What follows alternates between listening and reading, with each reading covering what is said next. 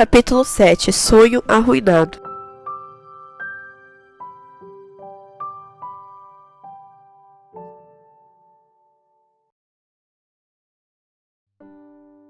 A carta de Gary me deixou comovida.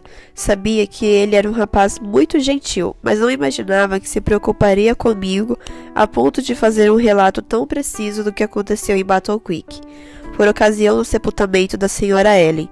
Julguei que seria no mínimo falta de educação da minha parte não lhe escrever de volta para agradecer. Para ser bem sincera, acho que li a carta dele pelo menos mais umas 2 vezes antes de pegar a caneta tinteiro e o mata-borrão para começar a escrever minha resposta. Abri a gaveta do criado mudo e separei algumas folhas de papel colorido que eu usava apenas em ocasiões especiais. Bem, vejamos. 1, 2, acho que 3 são suficientes. Com os meus apetrechos me dirigi ao escritório onde ficava a escrivaninha. Assim comecei minha carta. Prezado Gary, fiquei surpresa e muito feliz ao receber sua carta. Você disse que não era repórter profissional, mas posso lhe garantir que fez um trabalho à altura dos melhores repórteres. Por causa da riqueza de detalhes que você apresentou, pude imaginar como foi a cerimônia, e em alguns momentos até me senti como se estivesse presente. Muito obrigada, de coração. Também gostaria de lhe agradecer pela dica que me deu enquanto estávamos na Campal de Richmond. Ganhei algum dinheiro do meu pai, como presente de aniversário, e consegui comprar 3 livros novos, incluindo o que você mencionou. Desde que voltei, tenho dedicado todo o meu tempo disponível à leitura desses preciosos materiais. Também encontrei alguns volumes interessantes em nossa pequena biblioteca particular. Outro dia estava conversando com uma de minhas amigas que, quando soube do meu interesse em conhecer mais a fundo a Sra. Ellen, me emprestou um livro muito bom com informações sobre o começo de nossa igreja e a história dos pioneiros. Eu conhecia apenas um pouco sobre os primeiros anos da vida da Sra. Ellen. Sabia do acidente que ela sofreu quando era criança, ao voltar da escola.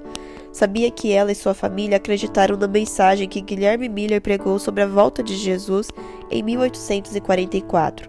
E que depois do grande desapontamento, ela foi escolhida por Deus para ser uma profetisa para os nossos dias. Apesar da pouca idade, apenas 17 anos, e da saúde tão frágil, ela aceitou o chamado e se tornou a mensageira do Senhor. É claro que já ouvi falar dos muitos desafios que ela teve que enfrentar para que o movimento adventista avançasse e alcançasse as proporções que tem hoje.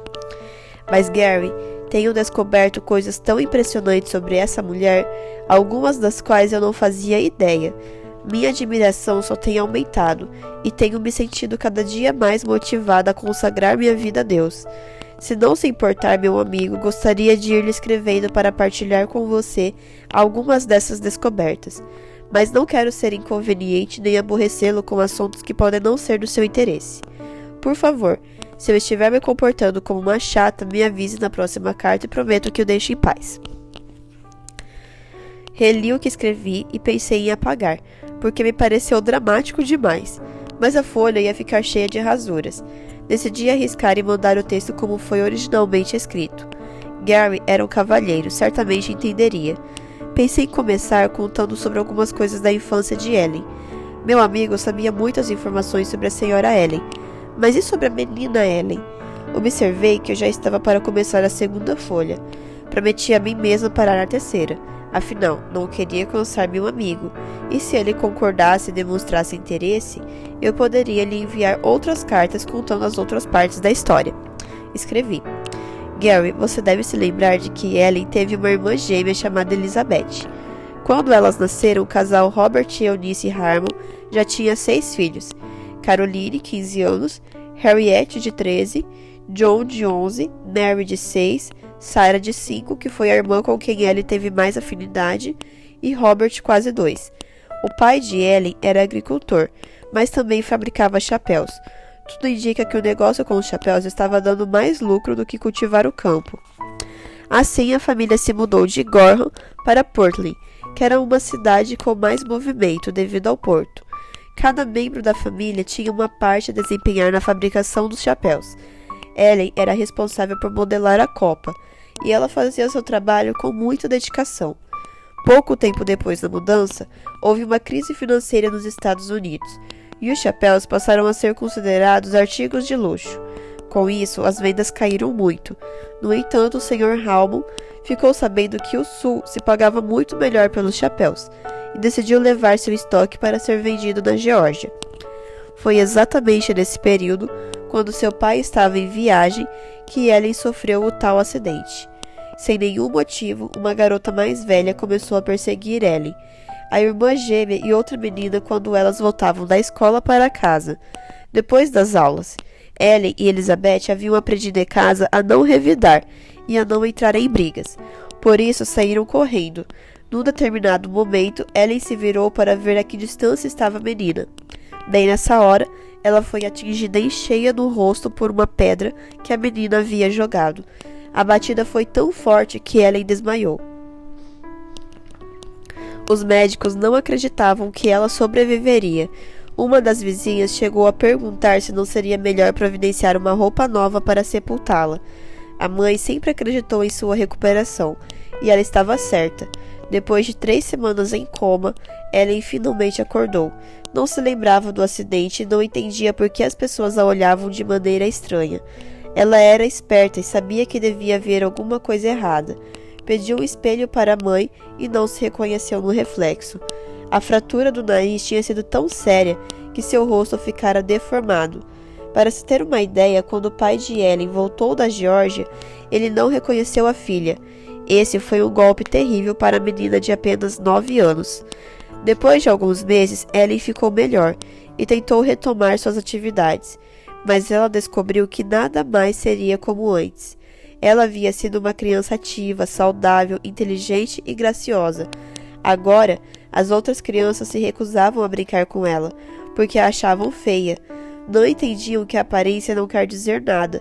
Por dentro, Ellen ainda era menina meiga, amorosa, amiga e preocupada com os outros. Quando achou que estava em condição de voltar à escola, Ellen descobriu que não conseguia ler. As palavras se embaralhavam diante de seus olhos.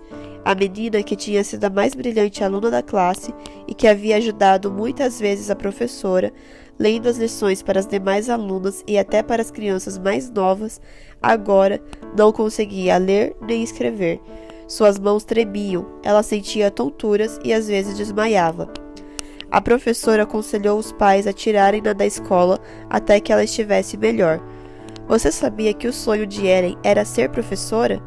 Agora esse sonho tinha sido arruinado. Que futuro teria ela? A menina Ellen não podia imaginar que Deus tinha planos muito maiores e melhores para ela. Hoje sabemos que planos eram esses, mas ainda levaria um tempo para que a menina Ellen descobrisse. A única certeza que ela tinha naquela ocasião era de que Deus estava cuidando dela e não havia permitido que ela morresse. Enquanto isso, a mãe de Ellen, Eunice, decidiu que a filha não ficaria na ignorância. Ela havia sido professora antes do casamento. Dedicou-se a ensinar a filha as coisas práticas da vida e também os trabalhos escolares. Ellen gostava de passar tempo na natureza. Seu lugar preferido era o Parque Darien Oak. Ali ela estudava as árvores, flores e plantas. Isso faz lembrar-se de alguém? Amava os animaizinhos e tratava todas as pessoas com cortesia e bondade. Acho que agora dá para entender por que ela era uma pessoa tão sensível às necessidades dos outros. May Gary, acho que está na hora de parar. Daqui a pouco tenho que ajudar minha mãe nos afazeres domésticos e também não quero tomar muito do seu tempo. Vou ficar esperando sua resposta. Se for positiva, poderei escrever mais sobre minhas fascinantes descobertas. Obrigada mais uma vez por sua preocupação em deixar-me informada. Oro para que Deus o abençoe e cuide de você. Com estima, Ana Beatrice.